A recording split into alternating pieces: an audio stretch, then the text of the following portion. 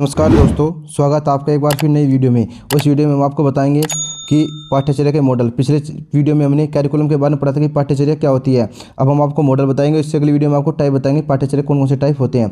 Model very very important है। बताऊंगा कौन से मॉडल से क्वेश्चन पूछे जाते हैं। पहला मॉडल है अनुदेशात्मक विकल्प का मॉडल। यह ADDI। इसका ADDI का मतलब क्या होता है देखें यहाँ। इस ए का मतलब होता है एनालाइज। इधर देखिए, इधर स्पष्ट हो जाएगा। ए का मतलब एनालाइज, डी का मतलब डिजाइन, फिर डेवलपमेंट, इम्प्लीमेंट और इवैल्यूएशन। ये चरण आपको याद रखने सारे हिंदी में। देखिए इसमें 5 चरण होते हैं मॉडल में। एनालाइज यानी विश्लेषण करना, डिजाइन प्रारूप करना, विकास डेवलपमेंट करना, उसको इम्प्लीमेंट कार्यान्वयन करना और उसका मूल्यांकन करना। सबसे पहले आप क्या करोगे, सबसे पहले आप उसको एनालाइज करोगे एक चीज़ें है क्या, उसे भी डिजाइन करोगे, फिर उसका डेवलपमेंट करोगे किस स्तर तक लेकर जाना उसको, लास्ट में उसको इम्प्लीमेंट करोगे, उसको बच्चों पर लागू करोगे, फिर लास्ट में क्या करोगे, मूल्यांकन करोगे कि हम कितने सक्सेस हुए मॉडल को लागू करने में। देखिए पूछा गया था कि मूल्यांकन ADDI पद्धति का अंतिम चरण होता है। पूछा गया था ADDI पद्धति का अंतिम चरण कौन सा होता है, तो क्या होता है, मूल्यांकन होता है। और ये क्वेश्चन DSSB में आया था। ठीक है जी।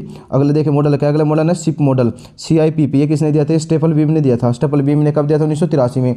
ये क्या होता है, ये जो हमने बच्चों को पढ़ाया ना, जो पाठ्यचर्या करवाई है, उसका मूल्यांकन किया जाता है। गुणवत्तापूर्ण शिक्षा दी है नहीं दी है हमने, गुणवत्तापूर्ण शिक्षा का मूल्यांकन। तो क्या होता है इसमें, यह पाठ्यचर्या मूल्यांकन का मॉडल होता है। यानी जो पाठ्यचर्या हमने करवाई बच्चों को, जो कैरिकुलम था उसका मूल्यांकन करने का मॉडल होता है। इसमें CIPP, इसका मतलब क्या होता है, C का मतलब होता है कॉन्टेक्स्ट, E का मतलब इनपुट, P का मतलब प्रोसेस और P का मतलब प्रोडक्ट। समझ गए ना, CIPP। तो देखिए क्या होता है, स्कूल में शिक्षा की गुणवत्ता के लिए मूल्यांकन के लिए इसका यूज किया जाता है। यानी स्कूल में जो शिक्षा दे रहे हैं बच्चों को, उसकी गुणवत्ता चेक करते हैं कि अच्छी शिक्षा दी जा रही है नहीं दी जा रही है। वो कौन सा मॉडल है, CIPP मॉडल। और किसने दिया था, स्टेफल बीम ने दिया था। अगर देखें वो डिटेल में बताते हैं CIPP होता क्या है। देखो C था जो कॉन्टेक्स्ट, इसका मतलब क्या था, आपके ऑब्जेक्टिव क्या है, मिशन क्या है, गोल क्या है। यानी आप बच्चों को जो पढ़ा रहे हो ना, पहले उसके ऑब्जेक्टिव डिसाइड करो, उसका मिशन डिसाइड करो, उसका गोल डिसाइड करो कि क्या उद्देश्य है। इनपुट का मतलब क्या, इनपुट होता है आपका रिसोर्सेज, आपके साधन क्या है, पढ़ाने संसाधन क्या है, इंफ्रास्ट्रक्चर कैसा आपका, कैरिकुलम कंटेंट, आपका कंटेंट कैसा है, किस तरह कंटेंट आप प्रोवाइड करा रहे हो। फिर P का मतलब प्रोसेस, प्रोसेस क्या है कि लर्निंग टीचिंग कैसी होगी, टीचिंग लर्निंग प्रोसेस कैसा होगा। O को कैरिकुलम एक्टिविटी कैसी होगी, शैक्षिक को शैक्षिक गतिविधि इसमें शामिल की जाती है। फिर आपका स्किल, प्रोडक्ट देखा जाएगा कि आपको कितना प्राप्त हुआ है, आप में कुछ डेवलपमेंट हुआ है या नहीं हुआ है। तो स्किल, वैल्यू, एटीट्यूड और रिजल्ट देखा जाएगा। समझ गए ना। देखो इसमें होता है आपका मिशन, उद्देश्य निर्धारित किया जाएगा। इसमें क्या होगा, संसाधन देखे जाएंगे किस किस चीज़ से आप बच्चों को पढ़ा रहे हैं। फिर प्रोसेस क्या, उसे पढ़ाना है, टीचिंग मेथड क्या है। लास्ट में प्रोडक्ट देखेंगे आपने कितना उससे प्राप्त किया है, आपको कुछ वैल्यू मिली भी है नहीं है, ज्ञान प्राप्त हुआ नहीं हुआ है। ये होता है आपका CIPP मॉडल। आगे देखिए टोलर, वेरी इंपॉर्टेंट है। इसके स्टेप पूछे जाते हैं। ठीक है, स्टेप तो जरूर पूछे जाएंगे, याद रखना इसको भाई। टोलर उद्देश्य केंद्रित मॉडल क्या था, इसने क्या बताया था, सबसे प्रारंभिक पाठ्यचर्या प्रतिमान में से एक होता है जो कहीं मूल्यांकन परियोजनाओं को प्रभावित करता है। यह क्या, सबसे पहले पाठ्यचर्या मूल्यांकन होता है। पहला ऑब्जेक्टिव है ये, टोलर द्वारा दिया गया था, जो क्या करता है, जो उद्देश्यों को मापता है।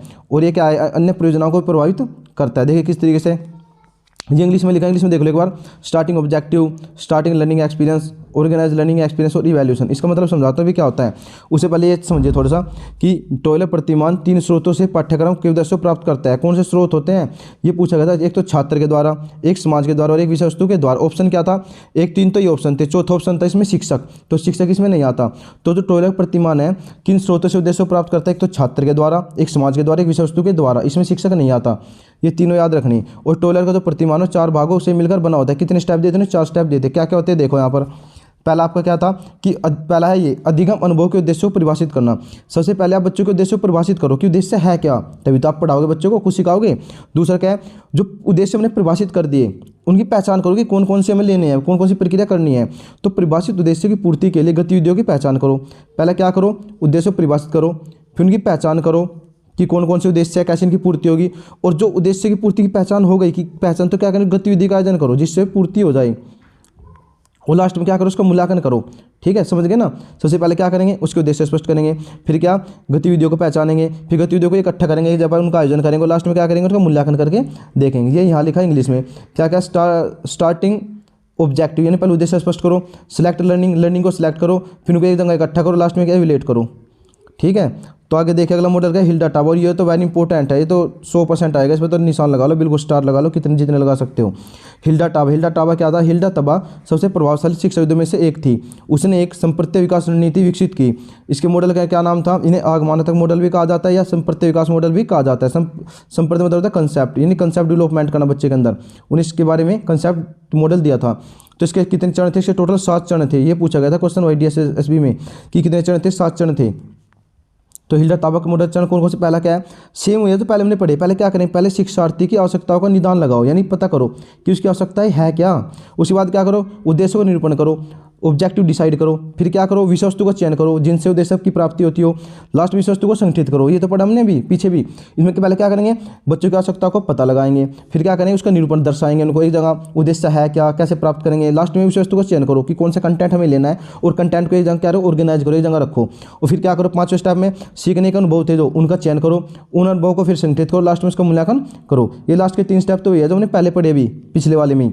ठीक है, दोबारा देख लो एक बार और क्या क्या होता है इसमें।